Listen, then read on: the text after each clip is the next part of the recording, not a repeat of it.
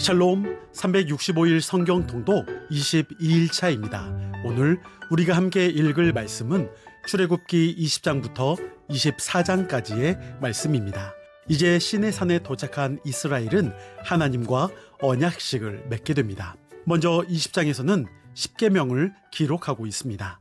십계명은 당시 고대 근동 지역에서 가장 유명했던 법전 함무라비 법전과도 아주 유사한 내용들이 겹쳐져 있습니다. 함무라비 법전은 바벨론의 함무라비 왕이 제정했던 고대 근동에서 가장 길고 잘 보존되었던 법률 문서입니다. 그러다 보니 역사학자들이나 신학자들 사이에서도 십계명을 포함한 율법들이 함무라비 법전에서 가져온 것 아니냐는 논쟁이 있습니다.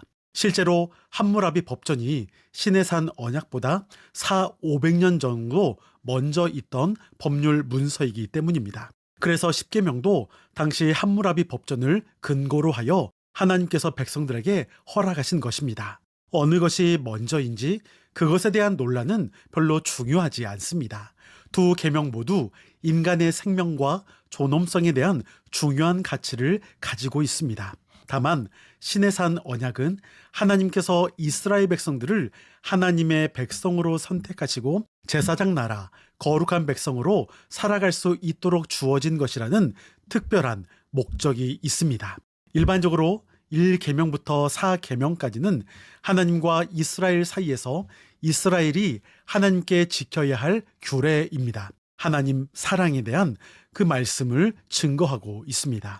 이어 5계명부터 10계명까지는 백성들과 백성들 사이에서 서로 지켜야 할 규례로 이웃 사랑에 대해 말씀하고 있습니다. 하나님 사랑과 이웃 사랑에 대한 두 가지의 큰 규례는 훗날 예수님 당시 유대인들이나 바리새인들도 중요시했던 것입니다. 다만 예수님은 어느 것이 더 중요하다는 순위를 차등으로 두지 않았습니다. 두 규례 모두 중요한 것으로 여겼다는 것입니다.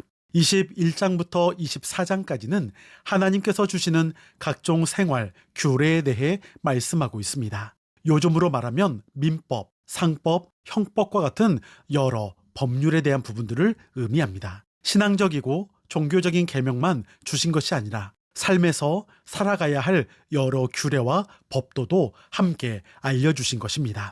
24장에서는 언약 체결식을 통해 진짜로 하나님과 이스라엘 백성들이 쌍방조약을 체결함으로 인해 언약식이 마무리되고 있습니다. 피를 나누어 반절은 제단에 붓고 반절은 백성들에게 뿌리며 하나님과의 언약 체결이 피로써 이루어졌음을 모세가 선포하자 백성들도 그대로 따르겠다라고 약속합니다. 이제 이스라엘은 진짜 하나님의 백성이 된 것입니다. 과거 애굽의 노예 신분에서 이제 진정한 자유인이 되었으며 하나님의 자녀로 살아가는 특혜를 받았습니다. 예수님께서 이 땅에 오셨고 자신을 십자가에 내어주심으로 우리도 하나님과 언약을 맺었습니다. 친히 제물이 되셨고 영원한 생명을 주신 것도 모자라 하나님의 자녀가 되는 권세를 주셨죠. 우리는 그렇게 그리스도 안에서 새롭게 창조되었습니다.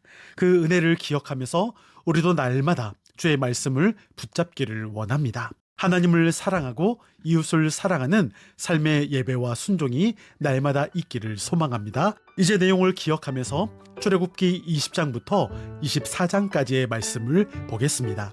여러분 오늘도 승리하시고 평안하세요.